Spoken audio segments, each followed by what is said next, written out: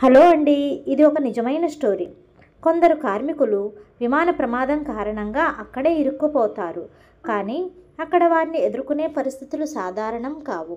కొంతమంది మంగోలియన్ దొంగలు ఉంటారు. అంతేకాదు, వారికి ఎదురయ్యే అసలు ప్రమాదం అక్కడి మండే ఎడారి వేడి. ఈ వేడిని తట్టుకొని వారు బతికే పరిస్థితి ఉందా లేదా అనేది అసలు ప్రశ్న. కథ ఇక్కడ మొదలవుతుంది. ఈస్ట్ అమెరికా అయిన ఫీల్డ్స్లో పనిచేసే కొంతమంది వర్కర్లను మనం చూస్తాం. వీరి పని ఆయిల్ వెలికి తీయడం. కానీ వీరికి తప్పుడు సమాచారం ఇచ్చారు. ఎందుకంటే అక్కడ అసలు ఆయిల్ ఏమీ లేదు. దీంతో వీరంతా తమ కంపెనీకి చెప్పి తిరిగి వెళ్ళిపోవాలని నిర్ణయించుకున్నారు. కొద్దిసేపట్లో ఒక విమానం వీరిని తీసుకెళ్లడానికి వస్తుంది. చివరికి వారి విమానం ల్యాండ్ అవుతుంది. పైలట్ పేరు ఫ్రాంక్, ఒక అనుభవజ్ఞుడైన పైలట్. అతని పక్కనే కొత్తగా పైలట్ అయిన జాన్ ఉంటాడు. ఇద్దరికీ తెలియదు ఇవాళ వీరికి చాలా పెద్ద పరీక్ష ఎదురు కాబోతోంది అని. అందరూ వర్కర్లు విమానంలో ఎక్కుతారు. తిండి, నీళ్ళ సరఫరా కూడా ఉంటుంది. కానీ వారికి తెలియదు విమానం మంగోలియన్ ఎడారి మీదుగా వెళ్లాల్సి ఉందని. ఆ ఎడారి మీదుగా ఎగరడం అంత తేలిక కాదు. ఎందుకంటే అక్కడ ఒక భీకరమైన ఎడారి తుఫాను ఎదురవుతుంది. ఆ తుఫాను విమానాన్ని ఒక్క క్షణంలో మింగేస్తుంది. ఫ్రాంక్ అంటాడు, ఈ తుఫాన్నే దాటి ముందుకు వెళ్ళాలి. వెనక్కి తిరిగితే మళ్ళీ కొన్ని రోజులు ఇక్కడే ఇరుక్కుపోవాలి. ఫ్రాంక్ చెప్పిన ఆర్డర్నే ఫాలో అవుతూ ఇద్దరు విమానం స్పీడ్ పెంచేస్తారు. కానీ ఇసుక రాళ్ళు తుఫాను కారణంగా ఇంజన్లో మట్టి చేరిపోతుంది. ఆ వెంటనే ఇంజన్ పనితీరు ఆగిపోతుంది. ఇప్పుడు వీరికి మరో మార్గం లేదు. తప్పనిసరిగా ఇక్కడే విమానం ల్యాండ్ చేయాలి. కానీ ల్యాండ్ చేసే ముందు ఒక పెద్ద ప్రమాదం జరుగుతుంది. విమానం ఎత్తు తగ్గిపోవడంతో వెనుక భాగం ఒక పెద్ద రాయికి ఢీకొంటుంది. దాంతో వెనుక కూర్చున్న ఒక వ్యక్తి సీటు నుండి కింద పడిపోతాడు. ఇక విమానం అదుపులో లేకపోయి వేగంగా కిందకి దూసుకుపోతుంది. ఆ సమయంలో ఒక కార్మికుడు హడావిడిలో తనను తాను కాపాడుకోలేక గాలిలో ఎగిరిపోతాడు. వెంటనే అతడు అక్కడికక్కడే ప్రాణాలు కోల్పోతాడు. ఇది చూసిన మిగతా ప్రయాణికులు భయంతో వణికిపోతారు. ఒక్కసారి కింద పడిపోతే తాము అలాగే చనిపోతామేమో అన్న భయం వారికి పట్టిపడుతుంది. చాలా కష్టాలతో చివరికి విమానం క్రాష్ ల్యాండ్ అవుతుంది. కానీ తుఫాను మాత్రం ఇంకా ఆగలేదు. బయటకు వెళ్ళడం అసాధ్యం. ఎవరు ఎక్కడ ఉన్నారు, ఎవరు బతికారు, ఎవరు చనిపోయారు అన్నది కూడా వారికి తెలియదు. తుఫాను ఆగిన తర్వాత మిగిలిన వారిని బయటకు తీసుకెళ్లి గుంతలో పూడ్చేశారు. అది చేస్తుంది ఒక లేడీ, ఆయిల్ ఫీల్డ్ వర్కర్. ఆమె చుట్టూ చూస్తే ఎడారి మధ్యలో ఉన్న ఈ భయంకర ప్రదేశం ఏంటి అన్నది అర్థమవుతుంది. ఇక్కడ ఒక జంతువులు కూడా బతకలేని పరిస్థితి. ఇక మనుషులు ఎలా బతుకుతారు? ఈ మండే వేడిలో బతకడం దాదాపు అసాధ్యం. అప్పుడే ఫ్రాంక్ చెప్తాడు, మన దగ్గర సుమారు 20 రోజులకు సరిపడా ఆహారం, నీరు ఉంది. వాళ్ళ దగ్గర నీళ్లు ఉన్నాయి. కానీ ఇక్కడ వేడిలో అవి కూడా పాడైపోయే ప్రమాదం ఉంది. అందుకే మొదటిగా ఫ్రాంక్ చెబుతాడు, మన ఆహారాన్ని, నీళ్లను విమానం లోపల సేఫ్గా ఉంచాలి. అందరూ అంగీకరిస్తారు. ఇంతలో ఒక వర్కర్ అంటాడు, నేను నడిచి బయటకు వెళ్ళగలను. ఇక్కడ నుంచి 200 మైళ్ళ దూరంలోనే చైనా బోర్డర్ ఉంది. అక్కడికి చేరగలిగితే నేను బతుకుతాను. నా దగ్గర కంపాస్ ఉంది. ఏ వాతావరణంలోనైనా దిశ చూపుతుంది. అంతేకాదు, నేను ఒక మెరాథన్ రన్నర్ కూడా. అది విని ఫ్రాంక్ గట్టిగా చెబుతాడు, ఇది ఎలాంటి రేసింగ్ ట్రాక్ కాదు. ఇక్కడ 1 కిలోమీటర్ నడవడం అంటే 100 మైళ్ళు పరిగెత్తినట్టే. నీళ్లు తాగితే కూడా అంతకంటే ఎక్కువ చెమటతో బయటకు పోతుంది. ఇక్కడ మనిషి నడవడం అంటే మరణానికి ఆహ్వానం. ఆ వర్కర్ కాసేపు వాదించినా చివరికి ఒప్పుకుంటాడు. ఎందుకంటే ప్రతి రాత్రి ఇక్కడ భయంకరమైన తుఫాను వస్తుంది. ఆ తుఫాను ఇసుక కొండల మారి వీరిని గాలిలో తిప్పేస్తుంది. అలాంటప్పుడు బయటికి వెళ్ళేవాడు తిరిగి రాలేడు. ఆకలితో, దాహంతో అక్కడే చనిపోతారు. అందుకే ఫ్రాంక్ చెబుతాడు, మనమంతా కలిసి ఉండాలి. ఇక్కడ ఉంటే కనీసం కొన్ని రోజులైనా బ్రతికే అవకాశం ఉంటుంది. మనకింకా 2 మార్గాలున్నాయి. ఒకటి, మన దగ్గరున్న డ్యామేజ్ వీడియోని సరిచేసి బయట వాళ్ళకి పంపడం. లేదంటే ఈ పాడైన విమానాన్ని మళ్ళీ రిపేర్ చేసి ఎగరగలిగేలా చేసి ఇక్కడ నుంచి బయటపడడం. రెండు మార్గాలే ఉన్నప్పటికీ అవి కూడా సులభం కాదు. కానీ ఎవరైనా తమ కలల కోసం ఎవరెస్ట్ ఎక్కగలిగితే బ్రతకడం కోసం మాత్రం మనిషి ఏదైనా చేయగలడని వీరందరూ నిర్ణయించుకుంటారు. రాత్రి అవుతుంది. ఇది వాళ్ళకి ఎడారిలో గడిపే మొదటి రాత్రి. బయట భీకరమైన తుఫాను వీచుతుంది. అందరూ విమానం లోపలే నిద్రపోతారు. కానీ డేవిస్ అనే వ్యక్తికి బాత్రూమ్ అవసరం అవుతుంది. అతను బయటకు వస్తాడు. గాలి అంతా బలంగా వీస్తుంటే అతను కాళ్ళు జారి కింద పడిపోతాడు. ఎడారిలో తుఫాను అంటే ఒక్క క్షణం కూడా అదుపు కోల్పోతే మనిషి పూర్తిగా అదృశ్యమైపోవచ్చు. అదే డేవిడ్కి జరుగుతుంది. అతను ఎంత ప్రయత్నించినా తిరిగి విమానం దగ్గరకు చేరలేడు. చివరికి గాలిలో కొట్టుకుపోతాడు, మరణిస్తాడు. మరుసటి ఉదయం లేచిన వాళ్ళకి డేవిస్ కనిపించడు. అందరూ వెతకడం మొదలెడతారు. కానీ అతని ఆనవాళ్ళు కూడా దొరకవు. అంతలో మళ్ళీ మరోసారి తుఫాను వస్తుంది. అందరూ మళ్ళీ ప్రాణాల కోసం పరుగులు తీయాల్సి వస్తుంది. డేవిస్ అన్న కూడా అతన్ని వెతికేందుకు బయటకు వెళ్ళాలని ప్రయత్నిస్తాడు. కానీ ఒక అమ్మాయి అడ్డుకుంటుంది. నువ్వు వెళ్తే నువ్వు చనిపోతావు, ఇంకో కథగా మారిపోతావు అని అర్థం చేస్తుంది. తర్వాత ఆ అమ్మాయి ఫ్రాంక్ దగ్గరకు వెళ్తుంది. అతడే ఈ విమానం కెప్టెన్. ఆమె అడుగుతుంది, మనకి ఇక్కడి నుంచి బయటపడే అవకాశాలు ఎంత శాతం? ఫ్రాంక్ చెబుతాడు, కేవలం 5% మాత్రమే. ఇది విన్న ఆ అమ్మాయి గట్టిగా అరిచి విరుచుకుపడుతుంది. కానీ ఫ్రాంక్ సమాధానంగా అంటాడు, నేను ఎవరికీ తప్పు హామీ ఇవ్వను. మన దగ్గర ఒక ఆప్షన్ మాత్రమే ఉంది, వేచి ఉండటం. రక్షణ వచ్చే వరకు ఓపికగా ఉండాలి. రోజులు గడుస్తున్నాయి. రక్షణ బృందం ఎక్కడో వెతుకుతూనే ఉంది. కానీ వాళ్ళు ఇక్కడికి చేరడం అసాధ్యమే అని అందరికీ అర్థమవుతుంది. ఈలోగా ఇద్దరు వ్యక్తులు బయటకు వెళ్ళిపోదామనుకుంటారు. వాళ్ళు కాస్త ఆహారం సర్దుకుని నడిచే ప్రయాణం మొదలు పెట్టాలని నిర్ణయిస్తారు. కానీ ఫ్రాంక్ వారిని నీళ్లు తీసుకెళ్లకుండా ఆపేస్తాడు. ఎందుకంటే నీళ్లు అక్కడే చాలా కొరతలో ఉన్నాయి. కానీ వాళ్ళు ఆ మాట వినరు. చివరికి దాహం ఆకలితో కుప్పకూలిపోతారు. అలా మరణించిన తరువాత మిగతా వాళ్ళలో కూడా ఆశలు క్రమంగా చచ్చిపోతాయి. ఇక మనకి ఇక్కడ నుండే బయటపడే ఛాన్స్ లేదు అని అందరూ నిరుత్సాహంగా అనుకోవడం మొదలు పెడతారు. ఎందుకంటే ఒకరోజు ఆహారం నీళ్లు ఉన్నా ఎప్పటికీ ఇలా పోరాడలేరు. అప్పుడే కొత్తగా ఒక వ్యక్తి వస్తాడు. అతని పేరు ఎలియట్. అతను ఇక్కడ వర్కర్ కాదు, ఒక టూరిస్ట్ మాత్రమే. కానీ దురదృష్టవశాత్తు ఈ ప్రమాదంలో ఇరుక్కుపోతాడు. అతను అందరితో మాట్లాడుతాడు. నేను ఇక్కడ ఇరుక్కున్నప్పటికీ నుండి విమాన భాగాలను జాగ్రత్తగా గమనిస్తున్నాను. నాకు ఒక ఐడియా వచ్చింది. మనం ఈ విమానం ఇంజిన్ సాయంతో కొత్తగా ఒక చిన్న విమానం తయారు చేసుకోవచ్చు. దాంతో మనం బతుకుతాము, ఇక్కడ నుంచి బయటపడతాము కూడా. మొదట అందరూ షాక్ అవుతారు. ఎలా సాధ్యం అని అడుగుతారు. అప్పుడు అతను చెబుతాడు, నేను అసలే ఒక ఎయిర్ క్రాఫ్ట్ డిజైనర్ని, కాబట్టి నాకు ఇది సాధ్యం. అలా అందరి కళ్ళల్లో మళ్ళీ చిన్న ఆశ వెలుగుతుంది. తమ ఆశలు పూర్తిగా వదిలేశారు. కానీ ఎల్ఈడి ఈ విషయం చెప్పగానే వారికి ఒక దారి కనిపించింది ఇక్కడి నుంచి బయటకు తీసుకెళ్ళడానికి. కానీ ఫ్రెండ్ మాత్రం ఇది అసాధ్యం, అలాంటిది జరగదు అని నిరాకరించాడు.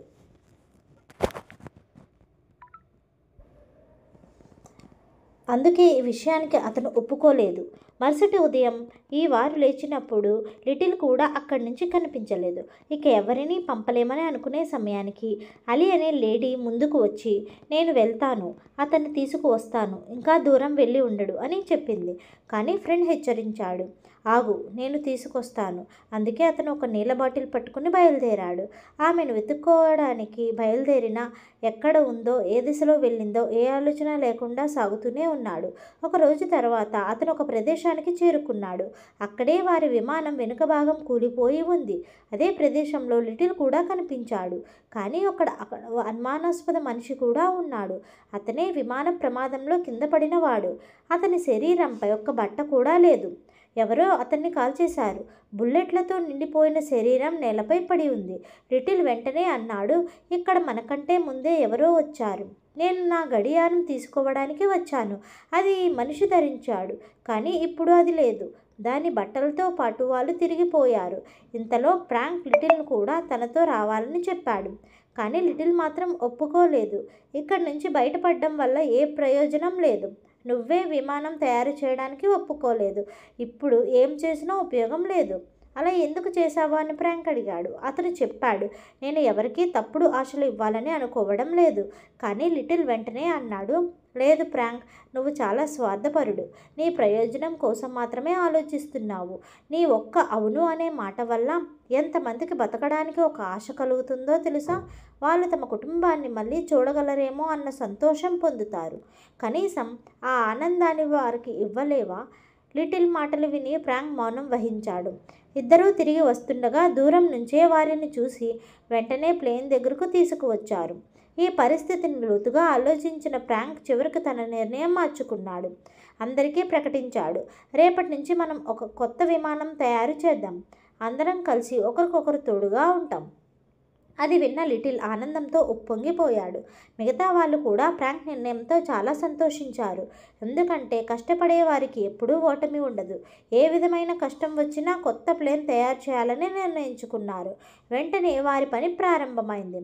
పగలు సమయం ఎక్కువగా ప్రమాదకరంగా ఉండడంతో రాత్రి వేళల్లో మాత్రమే కష్టపడి పనిచేయసాగారు.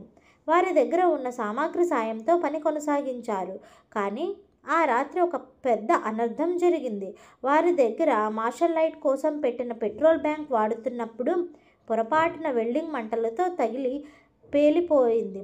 ఒక్కసారిగా భారీ పేలుడు జరిగింది. అందరి మనసు దిగులుతో నిండిపోయింది. ఎందుకంటే వారి దగ్గర ఒక ఫ్యూయల్ చాలా తక్కువ మిగిలి ఉంది.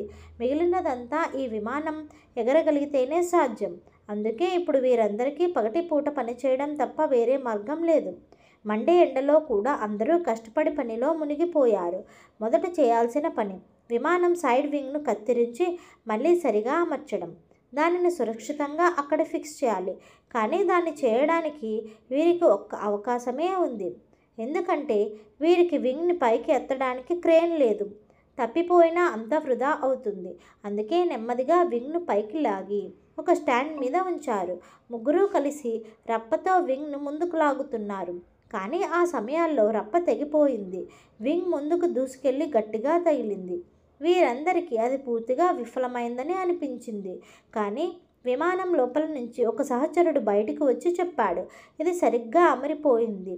దానికి కావలసిన ప్రదేశంలోనే ఫిక్స్ అయింది. అదే వారి మొదటి విజయం. ఆ సక్సెస్ చూసి వారిలో కొత్త ఉత్సాహం వచ్చింది. అందరూ ఆనందంతో కేకలు వేశారు. సంబరాలు మొదలయ్యాయి. కానీ మానవ సమస్యలు మాత్రం తగ్గలేదు. ఆ రాత్రి థండర్ స్మార్ట్ మొదలైంది. ఆ తుఫానులో భారీగా మెరుపులు కురవడం మొదలయ్యాయి. అందరూ భయంతో లోపలికి పరుగులు తీశారు. కానీ ఒకే ఒక సేఫ్ ప్రదేశం ఏలియన్ పైనే ఉంది. ఫ్రాంక్ వారిని అక్కడి నుండి దూరంగా వెళ్ళమన్నాడు. కానీ వాళ్ళు మాత్రం తమ విమానం దగ్గర నుంచి ఎప్పటికీ దూరం కావాలని అనుకోలేదు. ఎందుకంటే అది వారి చివరి ఆశ.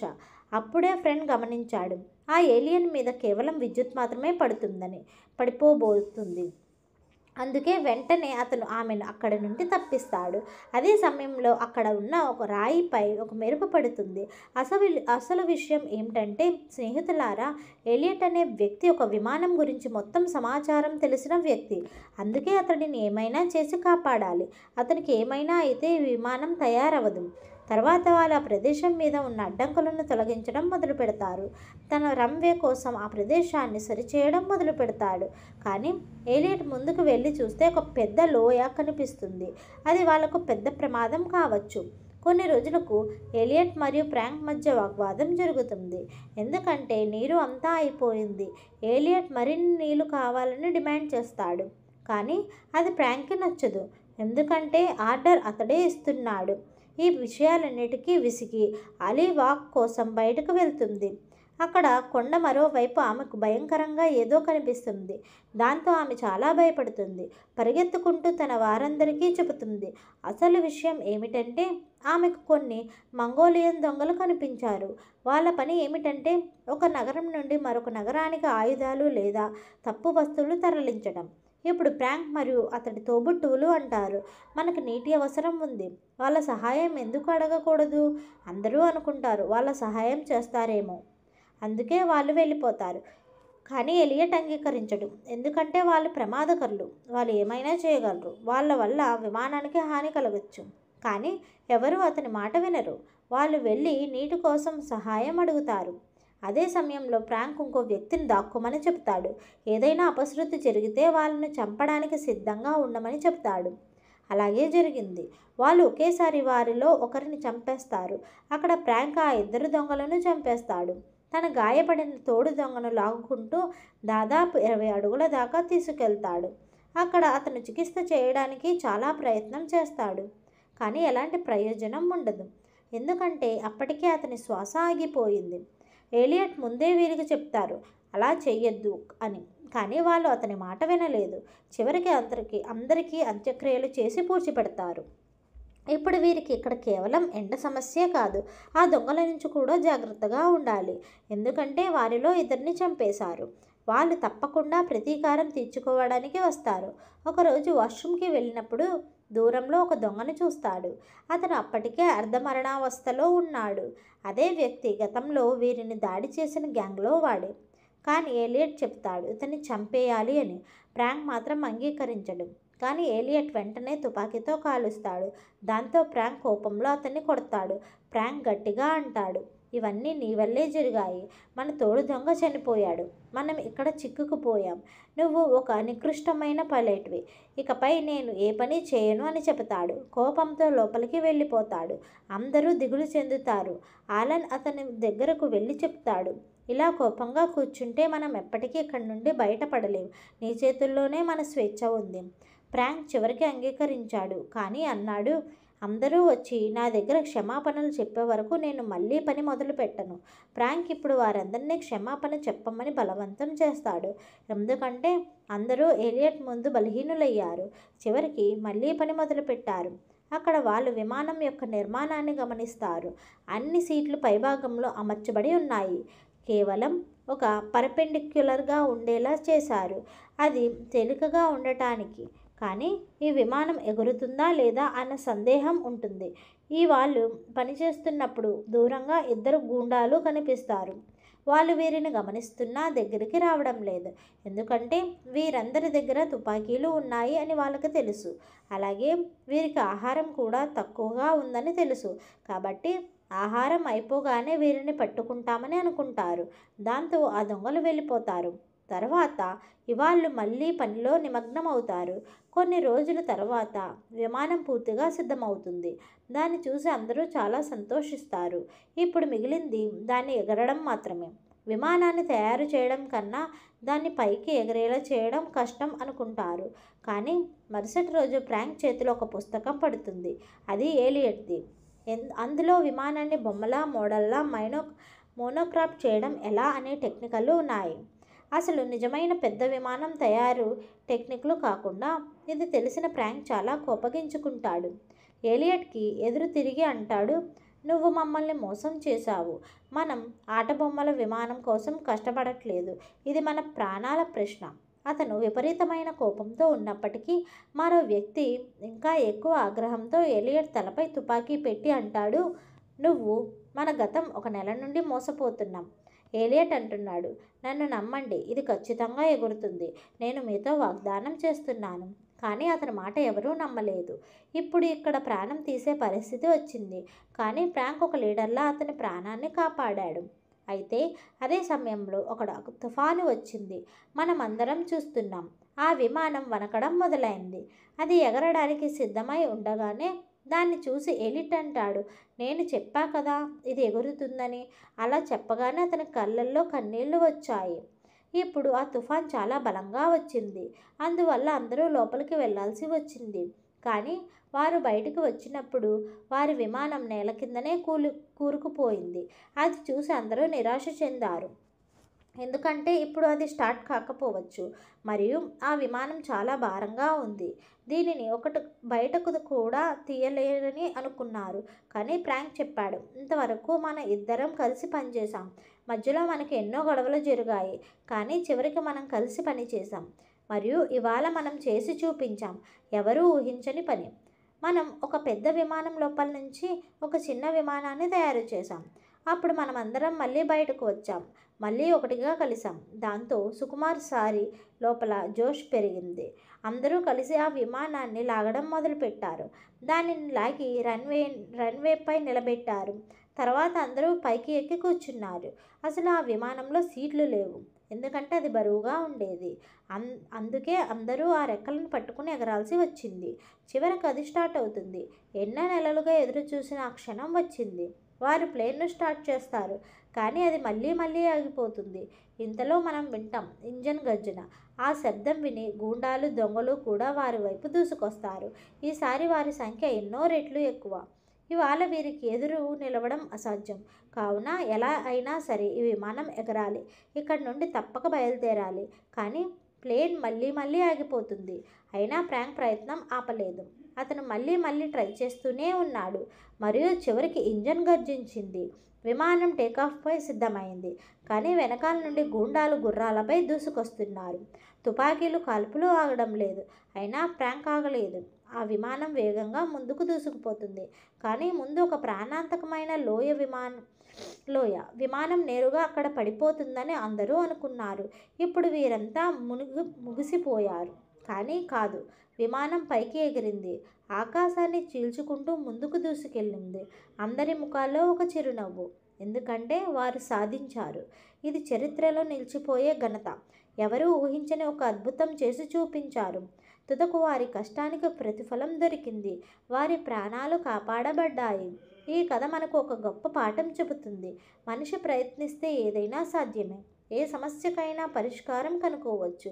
అవసరమయ్యేది ఒక్కటే, లోపల జోష్, పట్టుదల, ప్రతిభ ఉండాలి. మన శ్వాస నడుస్తున్నంత వరకు ప్రయత్నం ఆపకూడదు.